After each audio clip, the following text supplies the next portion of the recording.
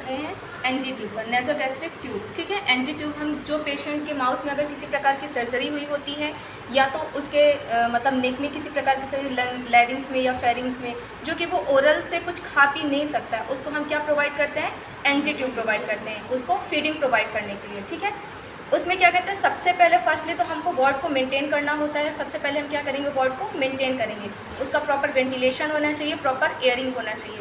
उसके बाद क्या करते हैं, हम ट्रे सेटअप करते हैं। ट्रे सेटअप में क्या रहता है, हम एक ट्रे लेंगे, ट्रे में सारा आर्टिकल्स रखने के लिए। एक हम क्या लेते हैं, ग्रीन शीट लेते हैं उसे इन्फेक्शन से प्रिवेंट करने के लिए।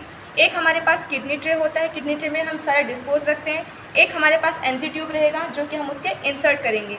एक हम टेप लेते हैं, टेप से क्या करते हैं, उसको सिक्योर करने के लिए। ठीक है, नोज़ में उसको सिक्योर करने के लिए हम टेप का यूज़ करेंगे। एक हमारा फॉर्सेप होता है, अगर मान लीजिए वो अगर सही ढंग से नहीं गया तो हम क्या करते हैं, फॉर्सेप के थ्रू उसको बाहर भी रिमूव कर सकते हैं। एक हमारे पास 20 ml की क्या होती है, सिरिंज होती है। किस लिए, अस्कल्टेशन के लिए, क्योंकि हम जब मतलब एनजी ट्यूब लगाने के बाद आफ्टर नेसोगैस्ट्रिक ट्यूब प्रोसीजर के बाद हम क्या करते हैं, उसको चेक करने के लिए कि प्रॉपर सही ढंग से लगा है या नहीं लगा है। हमारे पास कुछ गॉज पीस रहेंगे ताकि अगर उसके डिस्चार्ज हो रहा, नोज डिस्चार्ज हो रहा है या ब्लीडिंग वगैरह हो रही तो उससे क्या कर सकते हैं, उसको क्लीन कर सकते हैं। एक हमारे पास स्टेथोस्कोप होता है फॉर किस लिए यूज़ किया जाता है, अस्कल्टेशन के लिए। ठीक है, उसके बाद हम पेशेंट के पास आते हैं। पेशेंट को हम क्या करेंगे, एक मैकेंटॉस उसके साइड में हम लगा देते हैं ताकि कोई भी डिस्चार्ज हो या कुछ भी चीज़ हो तो मैकेंटॉस पे जाए। उसके बाद हम पेशेंट को क्या करेंगे, आईपीआर प्रॉपर मेंटेन करेंगे। हम पेशेंट को एक्सप्लेन करेंगे कि हम उनके साथ क्या करने वाले हैं, क्यों करने वाले हैं, किस तरीके से करेंगे। ठीक है, उसको हमको पेशेंट को मेंटेन करके रखना है और उसको क्या बोलना है कि वो हमें कोऑपरेट करे। थोड़ा सा प्रॉब्लम होगी बट हम क्या करेंगे, उसको मेंटेन करने के लिए बोलेंगे, सॉरी कोऑपरेट करने के लिए बोलेंगे। फिर उसके बाद स्क्रीनिंग लगा के उसकी प्राइवेसी को हम मेंटेन कर देते हैं। ठीक है, उसके बाद हम प्रोसीजर स्टार्ट करेंगे। हमारे पास एक जेली भी होती है जो कि अभी प्रेजेंट टाइम पे हमारे पास अवेलेबल नहीं है, बट हमारे पास एक जेली होती है, जेली उसको लगाने के लिए, उसको लुब्रिकेट करने के लिए। ठीक है, उसके बाद क्या करना है, हमको पेशेंट के साइड में जो टेबल प्रेजेंट रहती है वहाँ पर हमको ले जाके सारे आर्टिकल्स को रख देना है। उसके बाद हम प्रोसीजर में जो हमारी राइस ट्यूब होगी, जो एनजी ट्यूब है, उसको हमको क्या करना है, वहाँ पर ओपन करना है। किसी भी चीज़ को हम हाथ से टच नहीं करेंगे, अदरवाइज वो क्या हो जाएगा, इन्फेक्टेड हो जाता है।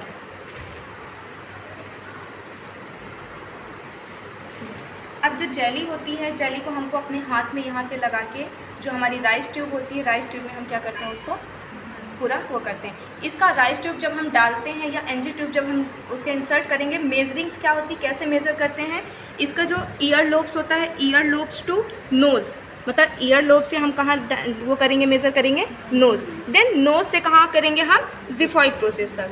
ठीक है, नोज़ टू जिफॉइड प्रोसेस, ये हमारा जिफॉइड प्रोसेस हो गया। ठीक, ऐसे करके हम जिफॉइड प्रोसेस तक उसको मेज़र किए।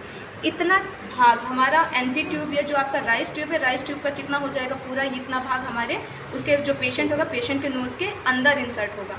अब उसके लिए हमको क्या करना है, जेली लेना है। जेली को हमको अपने हाथ में यहाँ पे लगाना होता है और उसको क्या करते हैं, लुब्रिकेंट करना होता है। ठीक है, आपके जो राइस ट्यूब होगा स्टार्टिंग में हम उसको लगा देंगे और थोड़ी सी जेली उसके नोज़ में भी हम क्या कर देते हैं, थोड़ा सा लगा देते हैं ताकि उसको इरिटेशन ना हो या आप लगाते टाइम थोड़ा सा रफली ना हो। ठीक है, रफली ना हो उसके लिए हम क्या करें, उसको लुब्रिकेट करें। उसको अगर रफली होगा तो क्या होगा, पेन ज़्यादा होगा, ब्लीडिंग होने लगेगी, इसलिए हम क्या करते हैं, उसको जेली प्रोवाइड करते हैं। देन उसके बाद क्या करना है, हमको धीरे धीरे पेशेंट को क्या बोलना है, जैसे पानी निगलते हैं ना, गुटकते हैं, सेम उसी प्रकार से उनको गुटकना है। क्योंकि अगर ऐसा वो पेशेंट नहीं करेगा तो हम राइस ट्यूब जो भी डालेंगे माउथ के थ्रू उसके बाहर आ जाएगा।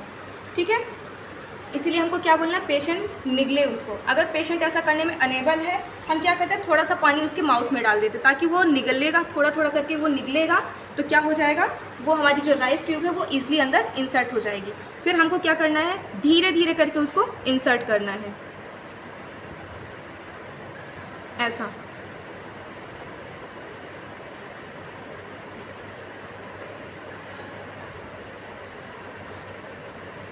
जैसा कि आप देख रहे हैं माउथ के थ्रू बाहर नहीं आया क्योंकि पेशेंट को हमने फॉर एग्जांपल पेशेंट को हमने बोला था कि वो गुटके, ठीक है, तो धीरे धीरे करके हम डालेंगे, माउथ के थ्रू बाहर नहीं आना चाहिए। अगर माउथ के थ्रू बाहर आ गया तो हम उसको तुरंत बाहर निकाल लेंगे राइस ट्यूब को। अगर वो धीरे धीरे करके अंदर इंसर्ट हो गया है और जहाँ पे हमारा हल्का सा, जहाँ तक हमने टिक लगाया था, जहाँ तक हमने मेज़र किया था, उतना पोर्शन हमको पेशेंट के अंदर डाल देना है। उसके बाद क्या करना है, हमको जो हमारी 20 ml की सिरिंज होती है, अब हमको बारी हमने लगा तो दिया है, अब हम क्या करेंगे, उसको चेक करेंगे फॉर मतलब किसके थ्रू द अस्कर्टेशन, ठीक है। उसके बाद क्या करेंगे, हम प्लंगर को पीछे तक खींच लेते हैं, उसमें क्या होती है, एयर आ जाएगी। एयर आने के बाद हमको इसमें क्या करना है, फिक्स कर देना है। देन आपका जो स्टेथोस्कोप होगा,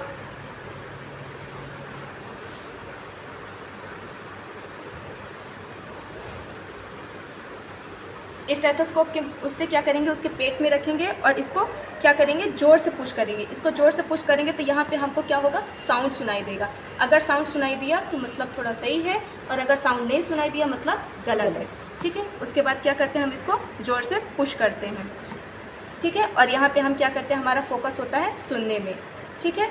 ऐसा करके हम चेक करते हैं, अगर साउंड आया मतलब सही है राइस ट्यूब, अगर साउंड नहीं आया तो राइस ट्यूब सही नहीं है।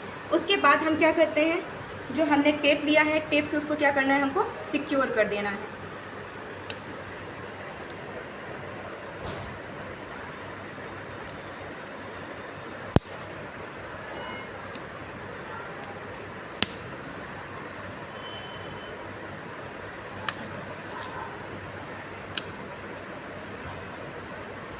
सिक्योर कर देंगे। उसके बाद अभी भी हमको पेशेंट को यहाँ पे फीडिंग प्रोवाइड नहीं करना है, अभी भी हम इसको फीडिंग प्रोवाइड नहीं कर सकते।